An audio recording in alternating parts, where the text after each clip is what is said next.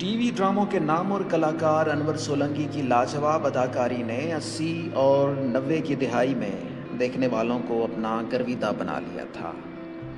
अनवर सोलंकी सिंधी और उर्दू ड्रामों में अपने कई अनमोल किरदारों के बायस आज भी याद किए जाते हैं। पाकिस्तान टेलीविज़न से नशर होने वाले उनके ड्रामे छोटी सी दुनिया, जंगल, हवाएं, दीवारें, रानियों की कहानी, मारवी और बदनसीब थरी में उन्होंने लाजवाब काम किया। उन्होंने 19 मार्च 1944 ईस्वी को सिंध के शहर शादातपुर में जन्म लिया और 1974 ईस्वी को उन्होंने पाकिस्तान टेलीविज़न पर कदम रखा। इससे पहले कुछ बरस वो रेडियो स्टेशन हैदराबाद पर भी सदाकारी किया करते थे। अनवर सोलंकी एक अच्छे शायर भी थे। सन 2008 ईस्वी को उनकी किताब जहर भरा प्याला शाया हो चुकी थी। कहा जाता है कि जब जुल्फ़िकार अली भुट्टो को फांसी दी गई तो उस रोज़ अनवर सोलंकी ने बतौर रेडियो होस्ट उनके बेगुनाह कत्ल पर नगमे ऑन एयर किए थे, जिसकी शिकायत इस्लामाबाद जा पहुंची और वो रेडियो स्टेशन हैदराबाद से अपनी नौकरी खो बैठे। अनवर सोलंकी एक मंझे हुए टीवी फनकार थे। उन्होंने जो भी किरदार अदा किया लाजवाब किया।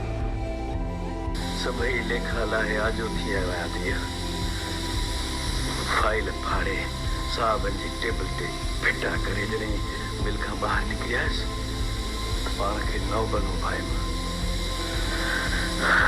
ॾिस न थिए हर ॻाल्हि जी हिकिड़ी हद हूंदी आहे। अॻे जॾहिं ॿ टंगूं हूंदियूं हुयूं त ॾाढो तेज़ तेज़ डोड़ंदो हुअसि ऐं हाणे जो कर 4 टंगूं हज़ार का हलाक।